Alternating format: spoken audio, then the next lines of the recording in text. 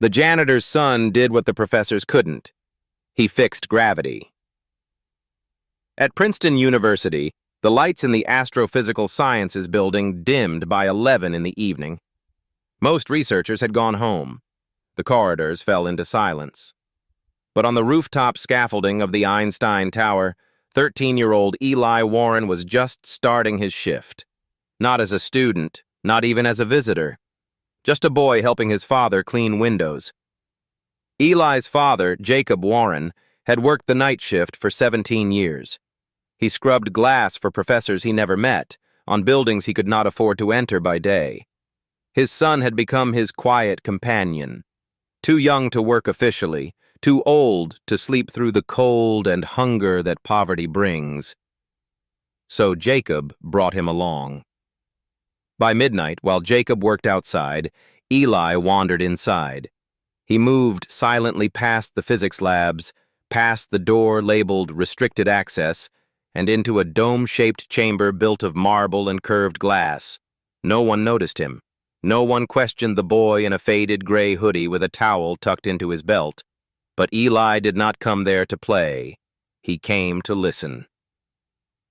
It started one cold night in early winter. While wiping the inside of the massive parabolic glass canopy, Eli placed his palm on the curved surface, and he felt it. A low, rhythmic vibration. Not from his hand, not from the wind, but from something deeper, steadier.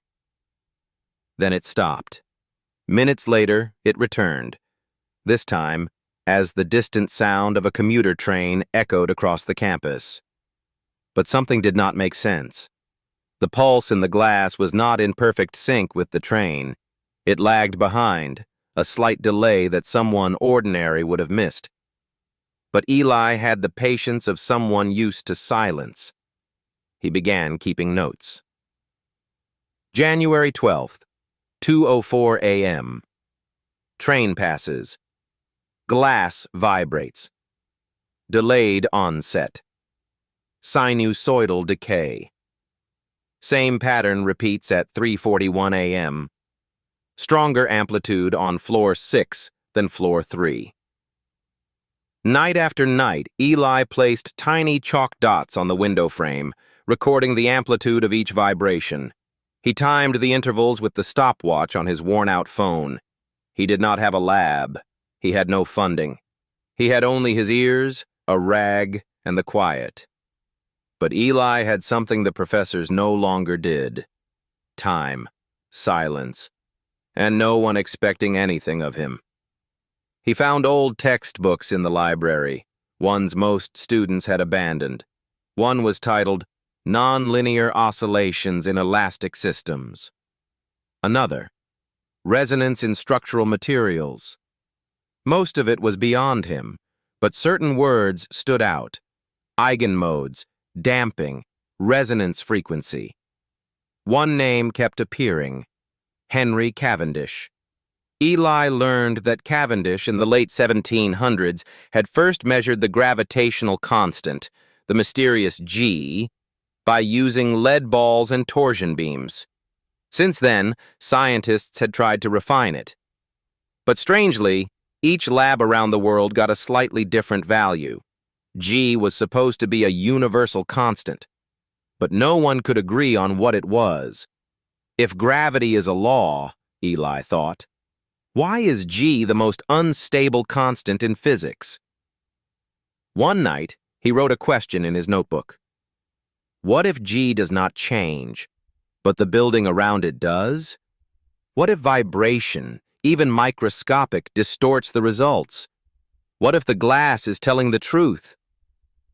Unknowingly, Eli was circling an idea that had haunted someone else for decades. Professor Martin Lawton had once been Princeton's rising star, a young physicist who tried to improve the Cavendish experiment using a laser-based chamber. In 1995, he published his findings. But his measurements of G were off, not by much, just 1.3 times 10 to the negative 5, but enough to draw criticism. Some said he had forgotten to correct for seismic noise. Others said he simply measured wrong. Martin withdrew from public lectures and worked alone in the Einstein building, maintaining equipment no one used. He never imagined the answer might come from a boy just beyond his office wall. One night, Eli stayed longer than usual. He placed his hand against the glass and timed the pulses. Then something struck him. What if the structure itself, the building, the dome, the beams, was part of the measurement? If the support structure vibrates, then the experiment vibrates with it. Maybe G is not broken.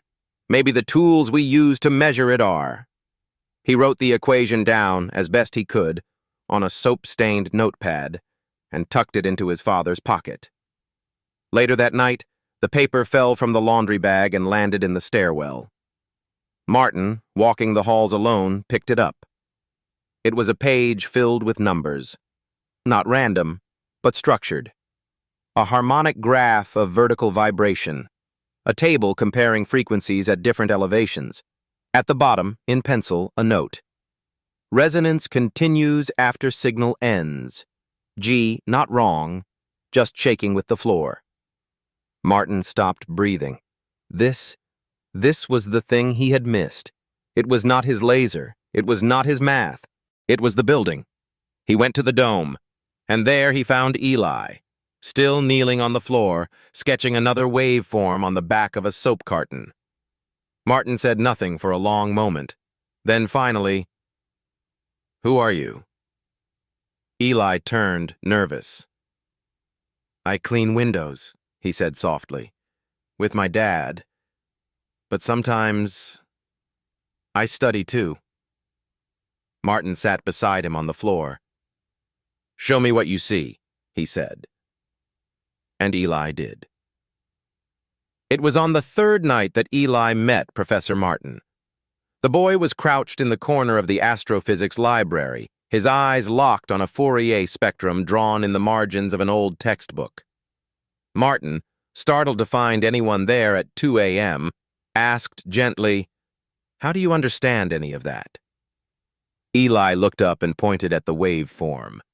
"It is like how the glass dome vibrates whenever the train passes. If G is really constant, why do I feel the vibrations differ from floor to floor?"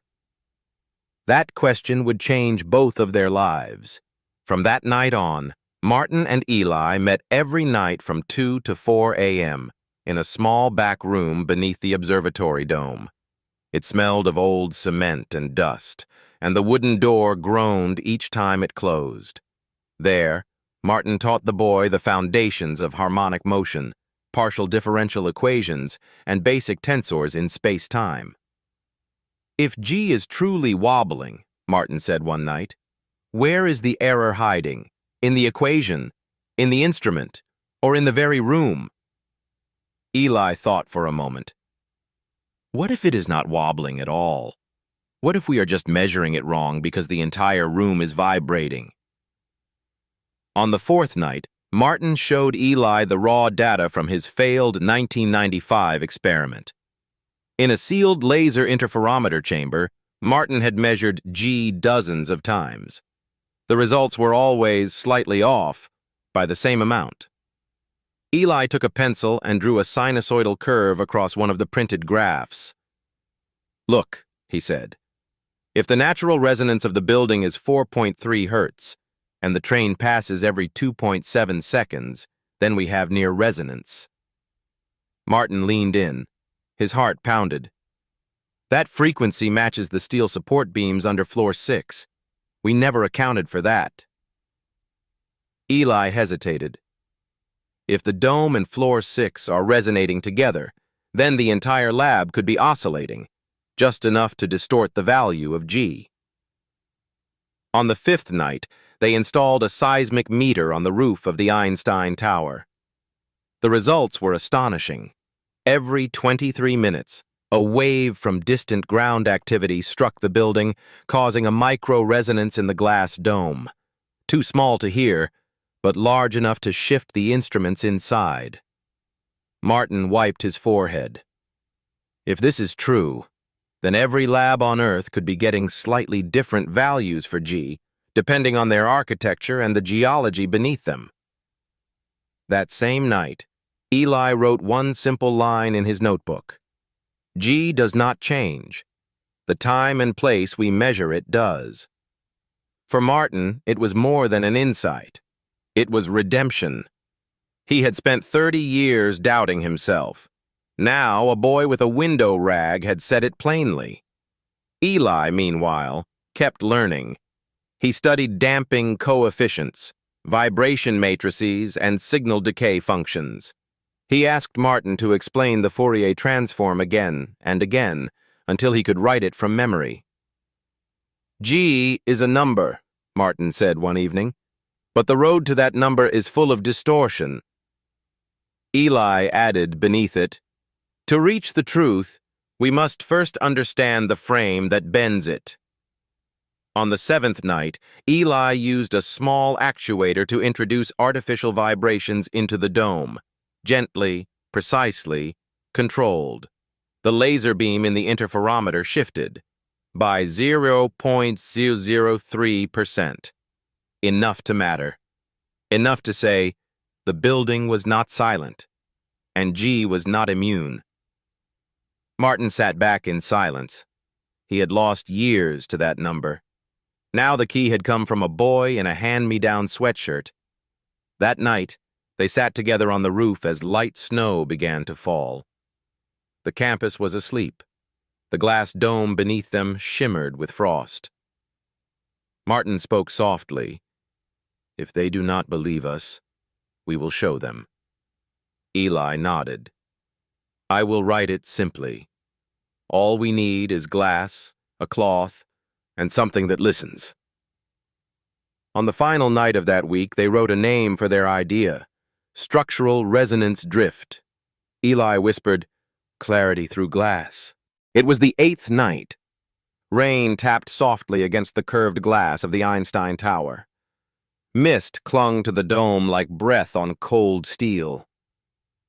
Inside, Eli stood on the 7th floor, wiping the windows in silence. His father was 2 floors below, polishing handrails, unaware that his son had stopped working. Eli stood completely still, gazing through the parabolic glass as if waiting for the stars to move. He pressed his left hand gently against the dome. A subtle vibration pulsed under his palm, faint, almost imagined, but steady. If the glass resonates, he whispered to himself, then the errors in our measurements, they are only echoes. He reached into his coat pocket and tore a piece of paper from a worn notebook. With one knee resting on the window ledge, he scribbled quickly. Resonant frequency of floor 6, approx. 4.3 Hz. Decay duration after train, approx. 2.7 seconds. G variation, not error, hidden parameter. He folded the paper and slipped it into the breast pocket of his father's work jacket, which was hanging from the cleaning cart nearby. But the wind crept through a ventilation gap, and the note, damp from Eli's soapy hands, slipped out. It fluttered downward, catching the air like a fragile leaf, and fell past the 6th floor. At that very moment, Professor Martin Lawton was walking up the internal staircase, a cup of tea in his hand. He paused as the note landed softly on the marble steps before him. It was damp. A faint soap stain had blurred one edge. But the handwriting, the numbers, stopped him in place. There was a frequency formula, an integral mapping displacement over time, and a single line, written with unusual care. G is not a planet. G is a mirror, and mirrors can move. Martin stood there for a long time. He did not sip the tea. He did not move. His eyes slowly filled with tears. He sat down on the stairs, something he had not done in 30 years. He took out his pen and traced the sine curve that Eli had drawn, a wave he once believed to be a mistake.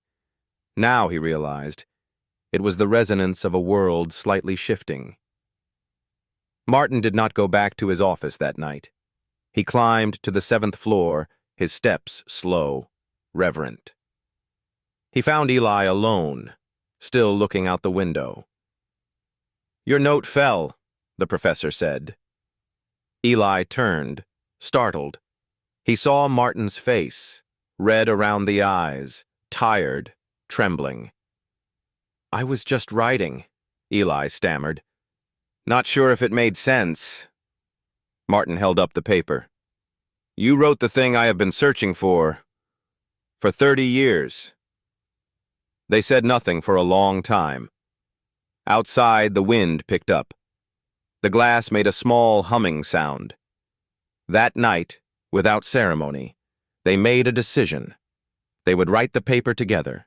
Its title would be simple: Clarity Through Glass. They began quietly.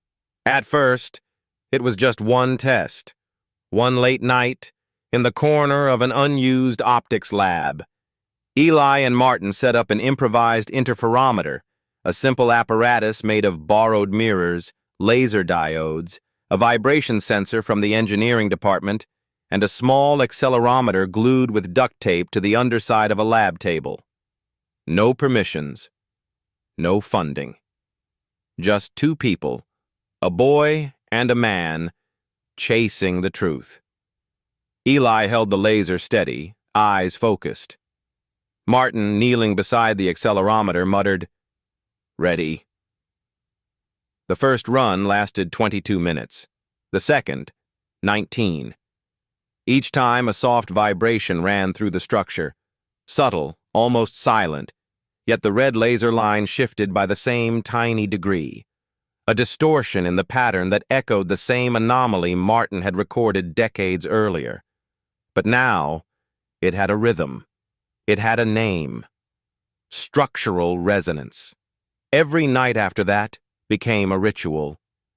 Eli would help his father clean the lower floors until midnight, then slip away. Martin would unlock the lab door, already waiting with notebooks and wires. They didn't speak much. They didn't need to. The silence between them held equations, unspoken patterns, and trust. They tested the apparatus with artificial vibration, then without, then with insulation foam, then with altered mass distributions. Each time, the value of G shifted, not wildly, but predictably. One night, as they reviewed the plots, Eli pointed to a strange bulge in the graph. "This one, it's not seismic." Martin adjusted his glasses. "No, that came from inside the building." They looked at the log. 2:47 a.m. That was when the janitorial elevator ran. Even the elevator's movement, floors below, was enough to create measurable distortion in their equipment. G, it turned out, wasn't changing.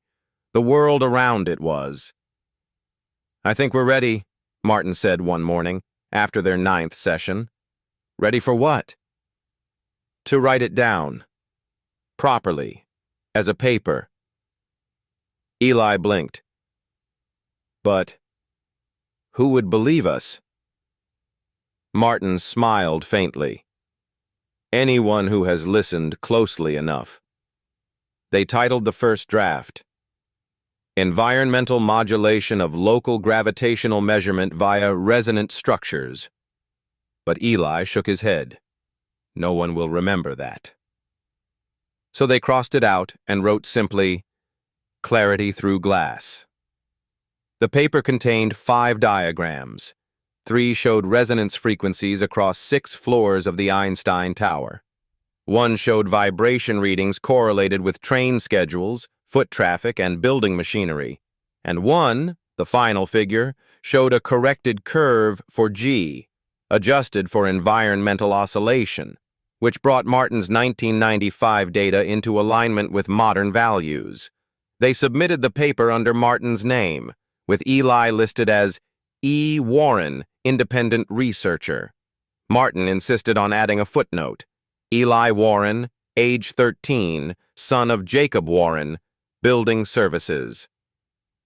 It was the most honest sentence Martin had written in a lifetime of academia. Then came the waiting. Weeks passed. They met less frequently. Eli returned to school. Martin returned to silence. But one day in early March, Martin received an email from the editorial board. Subject line, Submission ID number 199G, Clarity Through Glass. He opened it slowly, expecting rejection, but the first line stopped his breath.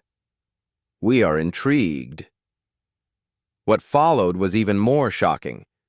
The journal requested a replication, not by them, but by two independent labs at separate universities. Eli read the message over Martin's shoulder. His hands were trembling. They want to test it? They want to test it, Martin repeated, almost laughing. They believe enough to try. The next 2 months passed in a blur. Researchers at Caltech and MIT repeated the setup using their own facilities. Both observed similar micro-oscillations in local gravitational measurements during times of structural activity. G wasn't wrong, but G could be affected. By the hum of an elevator, by the passing of a train, by the breath of a building. One afternoon, Martin called Eli to the faculty office. You're listed as co-author, he said, handing over the printed proof. Eli stared at the journal page. His name, in print, on real paper, in real ink. Is this official? He whispered. Martin smiled. Welcome to physics. That night, Eli stayed awake even longer than usual. He returned to the dome. It was quiet. The stars were faint through the misted glass. He pressed his hand once more to the window. That familiar hum still present, still alive. But now he understood it. Not as a flaw, but as a voice. A whisper in the structure of the world, saying gently, nothing stands still. The invitation came in a manila envelope. Thick cardstock. Embossed seal. Eli turned it over twice before opening it. Inside was a letter from the Princeton Department of Physics. You are invited to present your findings, jointly with Professor Martin Lawton, before the Faculty Research Council, March 24th, 8:30 a.m., room 204, Fine Hall. He stared at the words for a long time. This wasn't just a hallway whisper. This was the core. And they were calling him in. That morning, Eli stood in front of the mirror wearing his father's only pressed shirt, 2 sizes too large, cuffs folded twice. He had never seen himself in a collar before. It felt like costume. Pretend. His shoes were too shiny. His hands would not stop sweating. Martin was waiting for him outside room 204. You ready? The professor asked. Eli looked up at the thick oak door. He didn't answer. Martin gave him a gentle pat on the shoulder. Today, we are not proving you're right. We're proving you're worth listening to. The room was colder than he expected. 12 chairs in a semicircle. Behind them, portraits of past faculty. Stern faces frozen in oil paint. A single wooden podium. No microphone. Just bare floor and breath. 3 professors were already seated. Others entered with quiet steps. One adjusted his hearing aid. Another looked down through bifocals, unimpressed. Eli stepped forward. His legs barely obeyed. He opened his notes. They trembled in his hands. My name is Eli Warren, he began, voice barely above a whisper. I'm not a student here. I work nights, cleaning. My father is part of building services. I clean the windows at the Einstein Tower. He heard a cough. Someone shifted in their chair. But while working, I noticed something odd. The glass dome on the top floor would vibrate, slightly, whenever the train passed through the city. He showed a chart. The ink smudged slightly from his grip. The vibration had a delay. It decayed like a sine wave. I measured it.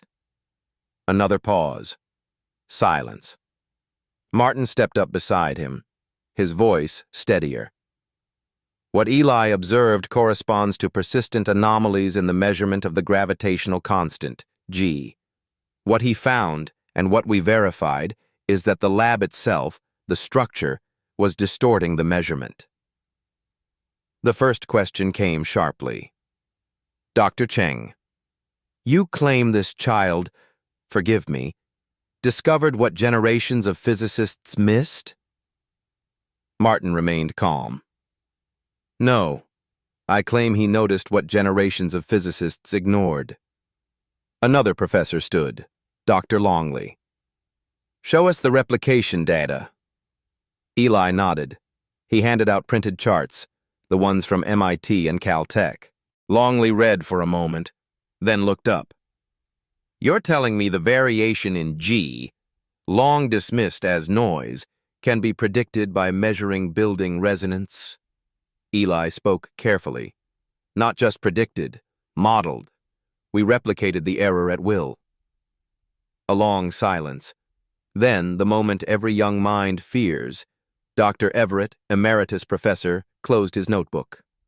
I'm not convinced. The room tensed. Eli's throat closed. His fingers gripped the podium. Everett folded his arms. I don't question your curiosity, but this is Princeton. We do not rewrite constants based on vibrations from janitor carts. Martin started to respond, but Eli stepped forward. Just one step. His voice did not rise. It softened. Sir, Eli said, eyes steady, the carts don't cause the shift. The floors do. The walls do. The buildings we worship as still, they breathe. They hum. They hide error beneath pride. He paused. I didn't come here to rewrite gravity. I came to show you the mirror was dusty. Silence. Long, heavy. Then, a cough. Dr. Cheng lowered his glasses. You ran the math? Yes. Code? Written in C, verified on Python. Who taught you? Eli looked to Martin. And the dome. It cracked something open. A thin line of respect crept into the room. Dr. Longley stood again, slower now. We would like to verify the effect in our own facility. Martin nodded. We'd be honored. Afterward, in the corridor, Eli leaned back against the cool stone wall. He was pale. Quiet. Martin stood beside him. You walked through fire in there. I almost failed. You didn't. 2 weeks passed. Then the call came. The dean's voice was firm. We're granting Eli guest research access. Not formal admission, yet, but access. Labs, mentorship. He's earned it. That night, Eli returned to the dome. No charts, no models. He sat quietly beneath the glass. He pressed his hand to it again. It hummed. Low, soft, familiar. But for the first time, it felt like a voice saying, I see you. The paper was accepted. The title held. Clarity Through Glass. Authors, Martin Lawton, Princeton University. Eli Warren, independent researcher, Princeton Facilities. It was late spring when Martin's steps began to slow. At first, Eli thought the professor was just tired. They had spent weeks answering emails, replication requests, and questions from curious physicists around the world. But then came a quiet visit to a cardiologist. Then a second. Then, one evening, Martin simply didn't arrive at the dome. Eli waited 2 hours. When the call finally came, Martin's voice was thin and hoarse. "I think it's time I start handing things over." From that night on, they met only during early evenings. Martin could no longer tolerate the cold air past midnight. He arrived carrying folders, notebooks, and old papers marked in red pencil. Decades of unpublished thoughts, equations half solved, ideas never tested. Eli organized them like he did with soap rags and cleaning cloths, with quiet care. "You know," Martin said, "I thought I'd leave behind a lecture hall or maybe a book, something with my name on it. But it turns out I'm leaving you." Eli looked up from a folder labeled Tensor Drift Models. "I'm not a physicist," he said softly. Martin smiled. "You are now." The dome became Eli's new classroom, not for himself, but for others. He started bringing old textbooks from the recycling bins. He taught basic algebra and wave theory to 2 boys from Trenton, both sons of night shift janitors. Then came a girl whose mother worked in the cafeteria. Then another. By summer, 7 kids gathered beneath the curved glass every Friday night. No desks, no projector, just string, rulers, and soft-spoken wonder. "Physics," Eli told them, "isn't about formulas. It's about noticing. It's about seeing patterns that others walk past." He taught them how to balance pencils on fulcrums, how to trace sine waves with flashlight shadows, how to listen for rhythm in silence. One boy, Malik, raised his hand one night. "Are you a real teacher?" Eli smiled. "No, I'm just someone who never stopped asking why." Martin's last visit came in August. He walked slowly. His cane echoed off the marble floor. The children stood to make room for him. Martin took a long look at the dome, the faces, the stillness. "You kept the glass clean," he told Eli. Eli nodded. "You kept the truth clear." Martin handed Eli a sealed envelope. "Open it after I go." He didn't say goodbye. 3 days later, Martin passed away in his sleep. There was no grand funeral, no marble slab, just a quiet line in the campus bulletin. Martin Lawton, mentor, physicist, listener. Eli attended alone. He held the envelope tightly until the service was over. Then, under the same dome, he opened it. Inside was a handwritten letter. "Dear Eli, I once believed science was about answers, but you showed me it's about attention.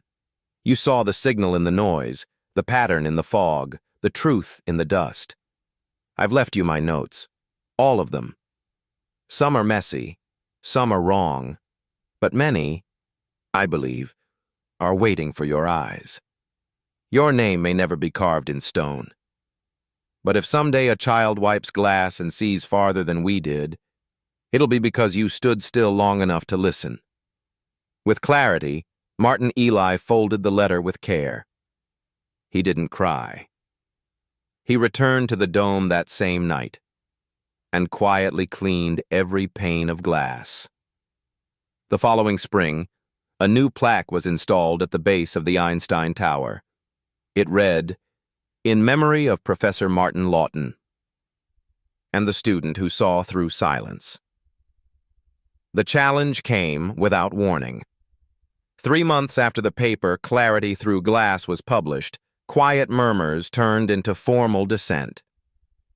A group of senior physicists, led by Dr. Harlan Bishop from a rival institution, submitted a letter to the journal requesting a reevaluation. Their argument? That the experiment had been insufficiently supervised. That one of the authors, a teenager, was not qualified to be listed. That the theory of structural resonance bias was philosophically interesting but methodologically unsound. When Martin was alive, such a letter would have stung.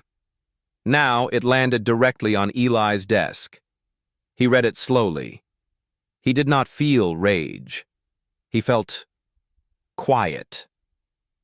The journal requested a hearing, not formal, but very real. Eli was invited to appear via video before a 7-member review board. He wore the same shirt from his first Princeton presentation. It fit better now.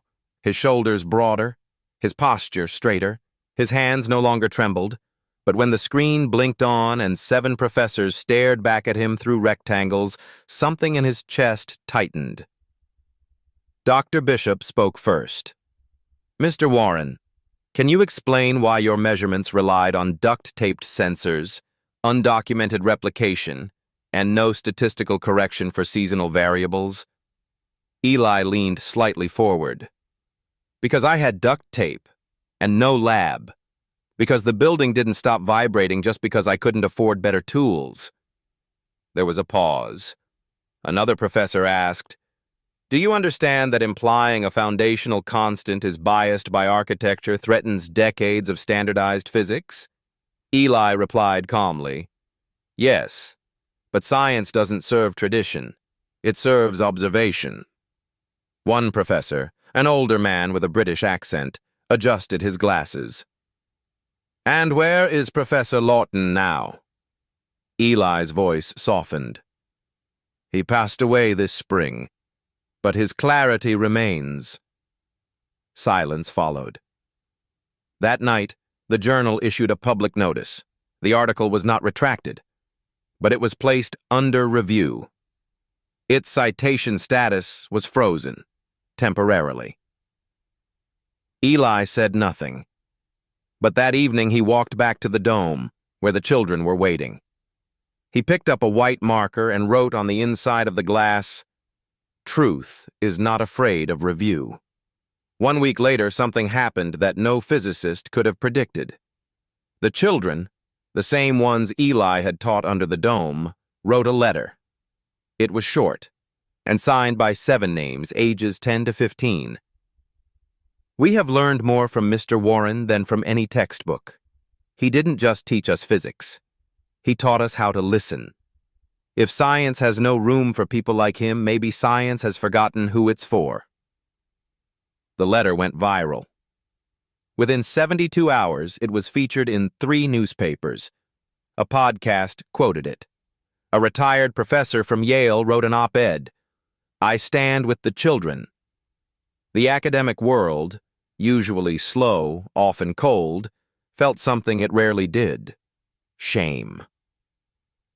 2 weeks later, the journal reinstated the article, not just with apology, but with an editorial note. The integrity of a result does not depend on age, title, or polish, only on whether it listens to the universe. The article's downloads tripled. Eli never replied publicly. He just returned to the dome and quietly cleaned the glass. That spring, Princeton made a small but lasting change. In the footnotes of its physics scholarship criteria, a new line appeared: "Demonstrated curiosity regardless of academic status." The train pulled into Trenton Station just after sunrise. Eli stepped down with a canvas backpack, 2 folders of research notes, and a single folded letter from Martin that he now carried like a compass. He had not been back in 3 years. The streets still smelled like old asphalt and fried dough. The buildings sagged a little more. The posters on the walls were older, yellower, forgotten. But the air, the silence between car horns, was familiar. This was where his father had pushed a mop bucket for decades. This was where Eli had first learned to watch the world, not with judgment, but with attention. He walked 2 blocks east of the station, past shuttered hardware stores and laundromats. At the corner of Sycamore and 5th stood a tiny brick building, long abandoned, once a bakery, now quiet. It was still for lease. He called the number on the faded sign. By nightfall, it was his. He named it the Clarity Lab. There was no university seal. No grants. Just a folding table, two mismatched chairs, and a whiteboard propped against a wall with a cracked corner. He cleaned the windows himself. He wrote in black marker on the door, "Free classes, science, math, observation ages 8 to 18. No fees, no questions, just come." The first week, no one came. The second week, one girl walked in with her little brother. She didn't say much, she just sat down and waited. Eli handed her a pencil and a ruler. "Let's try to find the center of this table," he said. By month's end, 7 kids came every Tuesday and Thursday. Some were sons of mechanics. Some were daughters of single mothers. All of them were curious in the way most classrooms forget to notice. Eli taught slowly. He didn't talk about gravity first. He talked about dust. "How do we know it's there? What path does it fall in? Can something invisible still matter?" He had them tape string to rulers to measure arcs. He had them listen for vibrations on the floor when trucks passed. He told them, "This is what science begins with. Not answers, but noticing." Word spread. A local teacher dropped by, then a retired electrician. Soon, Clarity Lab had 10 chairs, then 12. Eli refused donations.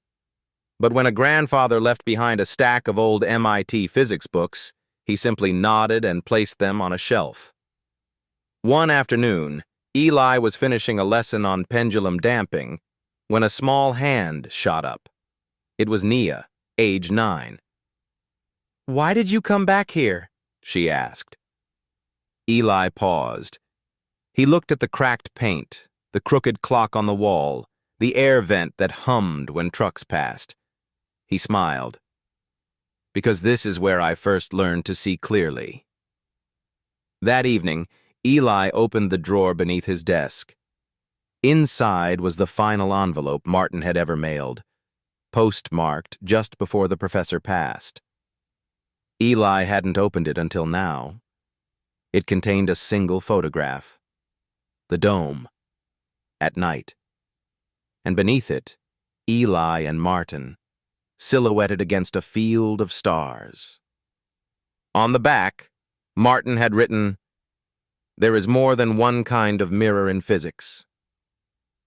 By winter, Clarity Lab had 30 students and no more space. So Eli moved the tables outside when weather allowed. He built a chalkboard frame out of scrap wood. And when it snowed, he taught inside a small, heater-lit trailer parked beside the building. No one complained. They studied in coats and gloves, and they laughed often. One Saturday, Eli sat alone after class. A man approached quietly, late 40s, in a work uniform. "You're Eli Warren?" he asked. Eli nodded. The man held out a hand. "My son's never stayed after school for anything, but he doesn't stop talking about your classes." He paused. "I used to clean offices at Princeton. Thought nobody saw me, but you did. Thank you." Eli shook his hand. Neither said much after. That spring, a letter arrived from Princeton. It was not an offer, not a grant, just a short invitation. "We would be honored to host a public talk by Eli Warren on physics education and community learning." Eli declined the first time, but a month later he sent a reply. "I'll speak, if I can bring my students." The day of the talk, a bus pulled up outside Fine Hall. 20 children poured out, coats zipped, laces untied, eyes wide. Inside the lecture room, Eli took the podium. He didn't bring slides. He didn't quote equations. He simply held up a small strip of string. "This is what we use to trace curves, to find centers, to ask questions." He looked at the professors in the room. "Truth doesn't always come from polished labs. Sometimes it comes from cracked windows and crooked tables." He paused. then invited his students to the front. Each child shared something they had learned, not facts, but ways of seeing. The audience stood in applause. It was the first standing ovation for a janitor's son in the history of the university. It began with a heartbeat. One cold January afternoon, Eli was teaching his students about waveforms, how sound travels, how light bends, how vibrations repeat. Malik, now 13, placed a small mirror flat against his chest, trying to feel his own pulse. "It moves," he said. Eli watched. The mirror shifted subtly with each beat. Not enough to see clearly, but enough to feel. "Get the laser pointer," Eli said softly. They aimed it at the mirror, projected the beam onto the far wall, and there it was, a tiny, rhythmic dance of red light, like a Morse code made of blood. That night, Eli stayed in the lab until midnight. He adjusted the setup, calibrated the laser, measured the amplitude of each reflected oscillation. The data was crude, but astonishing. Each vibration, projected and magnified, could be used to track the interval of a heartbeat, without contact, without wires. "Mirror cardiography," he wrote in the margin. He didn't sleep that night. Over the following weeks, Eli and his students tested the method. They added lenses, calibrated against medical-grade pulse oximeters. They tried placing mirrors on throats, on wrists, on the tops of feet. It worked, not with perfect precision, but with clarity. And it was cheap. A plastic mirror, a $5 laser pointer, a wall, a new way to read the heart, through light. He sent a letter to the Princeton Biomedical Engineering Lab. Subject: low-cost optical pulse detection via mirror oscillation. He didn't expect a reply, but he got one. Professor Langford, head of biomedical optics, came in person. He stood in the Clarity Lab, now upgraded with donated shelves and a second-hand microscope, and watched the setup. He said only one word: ingenious. Within 2 months, a collaboration was formed. Eli began co-developing a paper, Photonic Resonance for Low-Contact Cardiographic Monitoring. His name appeared again, this time in a medical journal. He added a footnote. Initial design by students ages 9 to 15, Clarity Lab, Trenton. Hospitals in Newark and Camden expressed interest. Nurses called it a godsend for kids who fear machines. A rural clinic in Kentucky wrote asking how to build the system themselves. Eli replied with hand-drawn schematics. It wasn't about credit. It was about reach. That summer, he visited a children's hospital. He brought mirrors and lasers and laughter. The children giggled as the red dot bounced on the ceiling. "You're measuring our hearts with space beams?" one of them said. Eli nodded. "Exactly." As he left, a nurse tapped his shoulder. "You're the boy from the glass story, aren't you?" He paused, then said, "Not a boy anymore." She smiled. "No, you're the mirror now. You're the mirror." The world moved forward, but Eli stayed. The paper on mirror cardiography reached over a dozen countries. Clinics in Cambodia, Ecuador, and South Africa began replicating the method using recycled mirrors and laser pointers from toy stores. He was offered keynote stages, grants, and honorary titles. He declined them all. Instead, he returned each day to the Clarity Lab, where students still arrived with mismatched backpacks, where rulers were still chipped, and where science still whispered through walls that once knew silence. By the 4th year, the lab had grown. 3 converted row houses, 2 full-time teachers, 70 students. But Eli's favorite room was still the smallest one, the first, the one with the slanted blackboard and the humming radiator. One night he walked in after class and found Nia alone, sitting cross-legged on the floor, building a model of a vibrating pendulum from an old lamp spring.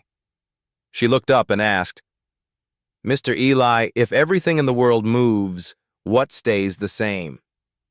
Eli paused, then smiled. "That's a physicist's question." "No," she said, "that's a heart question." The next day he wrote on the board, "The last constant. What never changes when everything else does?"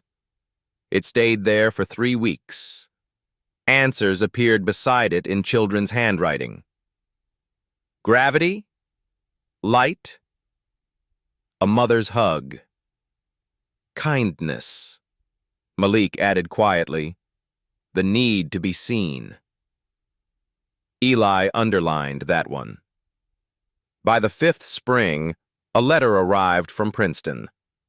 They had created a new fellowship, the Lawton Warren Fellowship for Unrecognized Talent in Science. No GPA requirement, no essay. Just a single question. Tell us something you've observed that others missed. Eli didn't ask for the fellowship, but he wrote the first question for it. On the 10th anniversary of Martin's passing, Eli returned to the dome. He arrived just before sunset. The guard, older now, nodded without a word. The dome hadn't changed. The glass still sang under the passing train. The silence still held memory. Eli sat down, as he had done years before, and placed his palm against the curve of the glass. A low hum answered him. Not loud, not proud, just steady, like a friend who doesn't need to speak. He reached into his coat and left a small plaque at the base of the dome. It read, "To the next child who hears something others don't, follow it. It might be the truth, humming." He stood. Outside, the sky turned indigo. The stars arrived slowly, not all at once, just as understanding often does. The next morning, a new sign appeared outside the Clarity Lab, painted by the children. It read, "The Warren Center for Quiet Science. Founded by a boy who once cleaned glass and saw further, saw. This story is a quiet offering. It was born from a question. What if the person who saw most clearly was the one no one saw?" Eli is fictional, but his spirit walks among us. In the janitor who works past midnight, in the child who listens more than she speaks, in the trembling hand that still draws straight lines. I wrote this for those who were told they didn't belong in rooms of brilliance, and chose to make their own light anyway. To every teacher who saw a hidden spark, to every parent who gave their last meal for a second chance, and to every student still waiting for someone to believe in them. May you find your mirror. May you hear it hum. May you follow it home. With gratitude, the author.